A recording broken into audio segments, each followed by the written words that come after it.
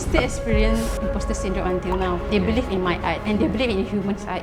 They didn't using AI. Can focus on what AI cannot replicate. We need to be true to ourselves. You just need to keep creating, consistent posting, sharing your artwork online. The right client will come to you.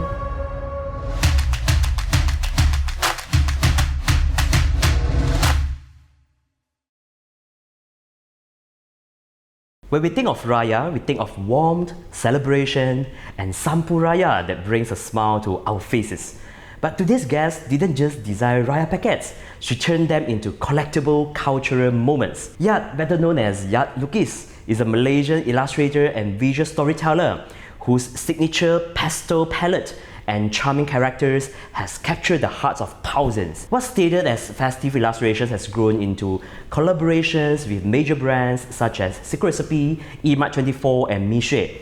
Her Sampu Duit Raya series has sold over multiple years, earning recognitions and awards that highlight both her artistic excellence and cultural impact. In a world chasing trends, Yattlukis has built a brand rooted in celebration, softness, and storytelling, transforming everyday objects into emotional keepsakes. Today, we dive into how she balances commercial success with cultural authenticity and how she sustains herself as an illustrator in a fast-moving digital world. Welcome to the Creator CEO podcast, Yatt. Thank you, Jeff. Hi, thank you for having me.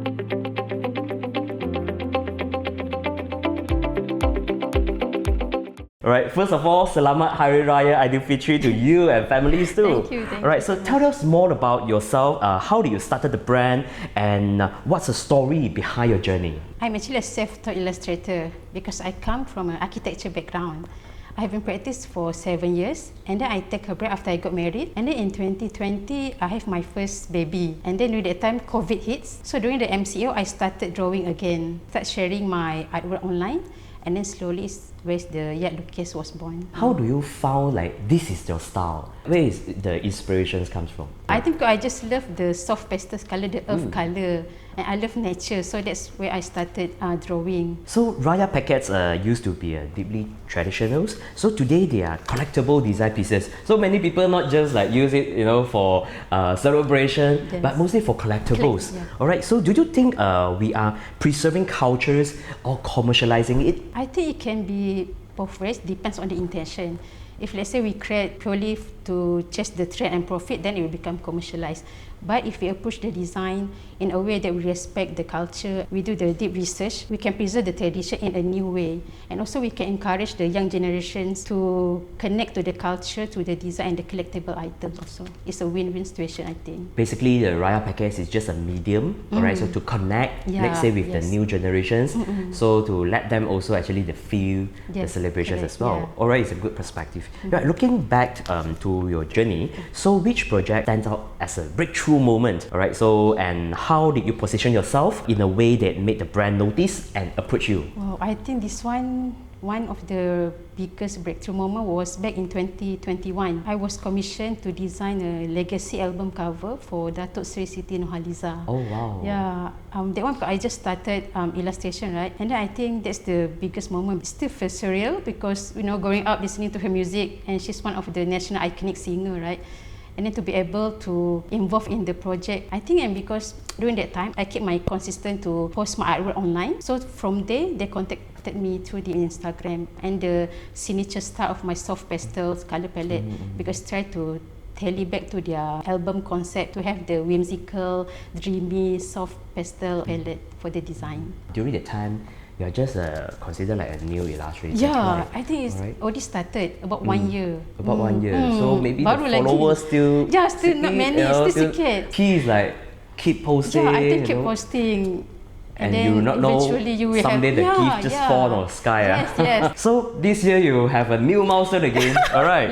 So collaborating with Secret Recipe for their Raya campaign definitely is a significant milestone. Alright. So when working with these kind of like really established brands, so how do you balance staying true to your artistic identity while meeting the commercial objective? And could you walk us through your creative process? How do you come up with the idea for this campaign? This collaboration with Secret Recipe is such a big milestone for Yattlukis. Before I'm working with the established brand, right, I will understand what is their core message for the brand.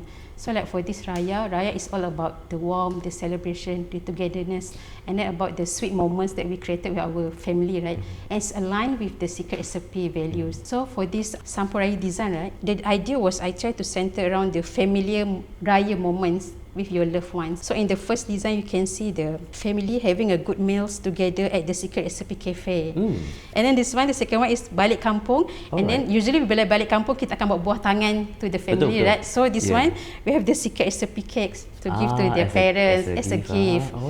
And then the third one, I want to have more meriah, right, the Raya. So we have another birthday celebration during Raya. So it become a double celebration. And then the last one is the tradition of the open house. And then when you visiting them, you also bring the buah tangan to the host, right? Place the design next to each other. It will become one big artwork to show all the suasana Hari Raya while still incorporate secret recipe branding in this design. Wow, it's a very complete message. In these four, each individual's packets deliver a different message. Wow, yes, so this series will available nationwide, over I think 300 stores nationwide. Outlet, so for those who want to grab it, share this to your fans. Your work reflects a Malaysian celebration and identity. Right? Do you feel a responsibility when you're representing the culture, especially in such a visible and festive moments? Yeah, I do feel responsible because Malaysia have a diverse culture, right? So for me, like when I'm doing the illustration, it's just not for aesthetic, it's more than that.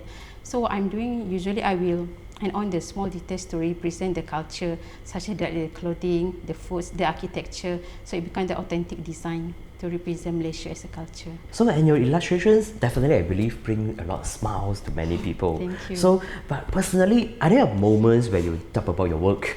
Alright, so and how do you overcome them? Of course, I'm still experiencing imposter syndrome until now. But how I overcome it, I need to remember what I started this year.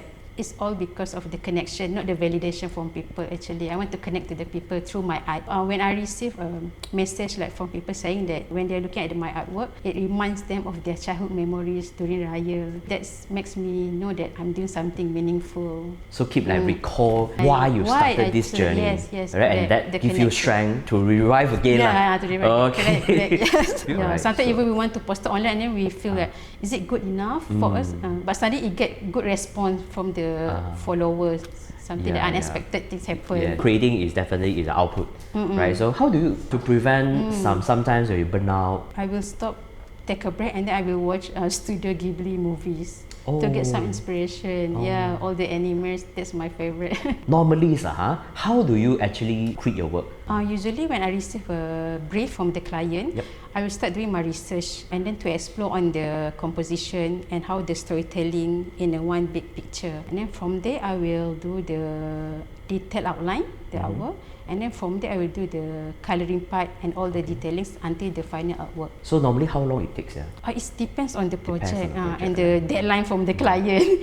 Like for example, for the secret recipe, it took me about 1 week to finish from sketching. That's very fast. It's very fast actually. 1 week, because secret recipe is very helpful in terms of there's no major changes from the first proposal that I gave to them. The artwork. They allow me to be you to explore my creativity. They believe in my art. And they believe in human art. They didn't using AI. So, and today to survive as an artist, it's just like a bit like sell yourself to the audience. Alright, so when your personal life just like become a public community, how do you actually honest to yourself in the meantime, and how the hardest part of staying consistent? Like me, I'm a one-man show, so I did everything. So for me, like I still have a boundary not to share 100% about me in social media. I just share on my artwork and the behind the screen. After work, how do you actually manage your personal life? So when you actually you're off of works? Behind the scene, I'm just a typical mother. I'm doing all the house chore and then playing with my kids. Sometimes we go to staycation like during school holidays. It's actually a good break for me. Sometimes you also need to release yourself. And then we can get some inspiration outside too. What are the ingredients do you think like possible to turn yourself to become a full-time artist in the future? You just need to keep creating and then be consistent, posting, sharing your artwork online. That one will become your main platform as your portfolio, and then eventually the right client will come to you when they see your artwork. We need to be true to ourselves, be honest to our artwork. You know, if I think because like my style is more to soft pastel color, so I just focus on that style. And then the client will know our identity based on our artwork. It's not messed up with mix and match here and there kind of. Yeah, and secondly, I also found that you are doing quite good on threads as well. When you started to manage your another social media, and what is the difference between like posted and on IG and threads? I started threads last year or early this year, I can't remember. They're very short period of time. Tapi I think because I posted the same content as Instagram, but the way I crafted the caption is more casual. It's more close to the audience. It's like you borak dengan kawan. In Malay, usually I will post in Malay punya language. Kalau Instagram, I try to set in English, proper, formal punya caption. So, have you ever received criticism, right, that really hurts you, whether about your style, your pricing, or direction, and how do you overcome this? I think personally, I'm quite fortunate because I didn't receive any major criticism on my design or my style. But I received feedbacks like regarding why my sampuraya sold out too fast, and then why I don't restock more. It's just like whatever constructive feedbacks, I will take it and I will improve in future. Yeah, it's a good problem for you. It's a good problem for me to improve in the future.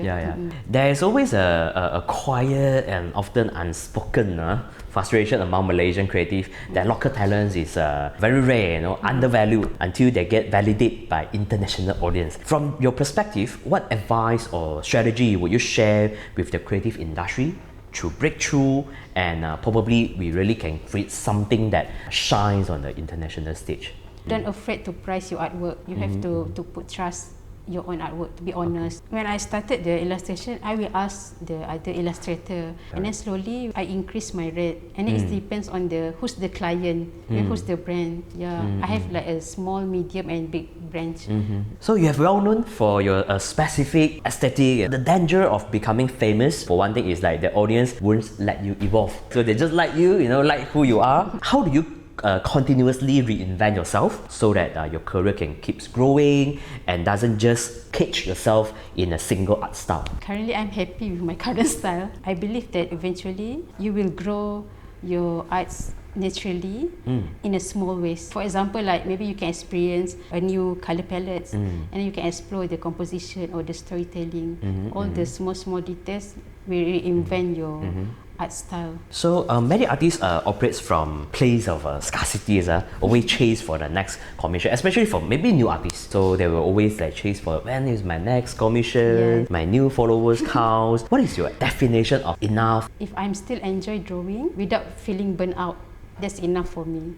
And even if I still can support my family through the art, and if I still have the quality time playing with my kids, and if I have all this, that's more than enough for me actually. So this is a very, very valuable distinction for enough. And today, AI can replicate an artist's aesthetic in just seconds. So how do you honestly feel about this shift? Right, so do you see AI simply just like another tool to adapt in order to stay relevant? Or do you think artists need a completely new approach in how they respond to this technology? It has pros and cons. I think we can use AI as a tool for us to do our research, to gather information for our project.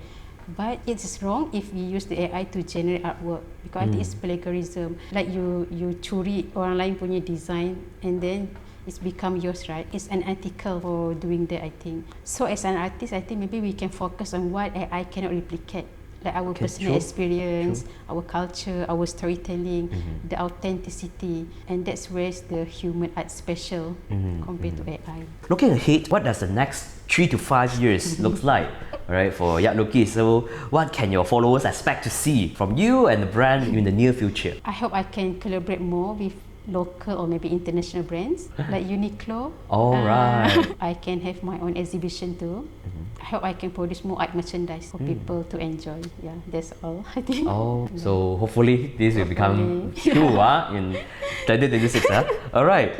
Thank you, Yatt, for your sharing. Alright, so very inspiration sharing. Alright, from celebrating culture through your pastel illustration, and in the meantime, I also can see the determinations and consistency in building your brands into really like I would say iconic styles in Malaysia's creative communities. This conversation reminds us that art not just something we see, it's something that we feel too.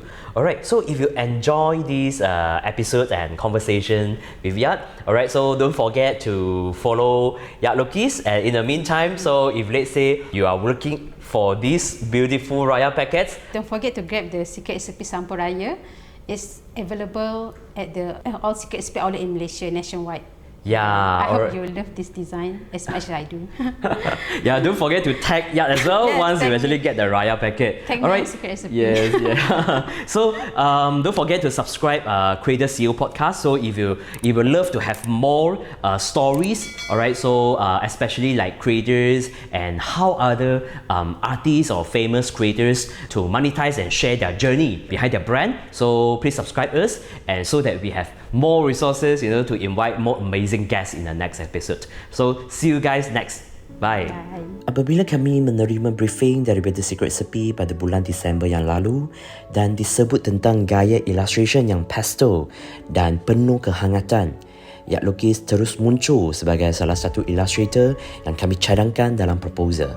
Bagi sesiapa yang mungkin belum begitu mengenali Steve, pasukan kami datang daripada hampir 15 tahun pengalaman dalam industri pengiklanan serta menerima beberapa pengiktiraf dalam industri. Kami pernah bekerjasama dengan lebih daripada 100 jenama termasuk Spritzer, Daily Fresh, Crispy Chocolate dan XS Shoes. Steve pula diasaskan dengan satu kepercayaan, iaitu memudahkan 100,000 creators terutamanya dari Asia Tenggara untuk mengurus dan mengembangkan kerjaya kreatif mereka melalui cloud software. Apabila Secret Recipe mengesahkan Yattlukis sebagai rakan kolaborasi, masa yang ada sebenarnya sudah agak terhad. Namun dengan komitmen dan pelaksanaan yang sungguh baik daripada Yatt, projek ini berjaya disiapkan tepat pada waktunya. Itulah juga sebabnya kami menjemput beliau dari Johor ke ofis kami dekat Puchong bersama kami dalam Creator CEO Podcast, dan pada masa yang sama menyokong pelancaran Sampur Raya Secret Recipe. Saya berharap lebih banyak jenama di Malaysia akan terus memberi peluang kepada ilustrator tempatan untuk bekerjasama supaya bakat-bakat hebat di negara ini dapat dilihat dan dihargai. Akhir kata, bagi pihak Steve Asia, saya ingin mengucapkan kepada semua kawan-kawan Muslim di Malaysia, Selamat Hari Raya Aidilfitri, maaf zahir dan batin.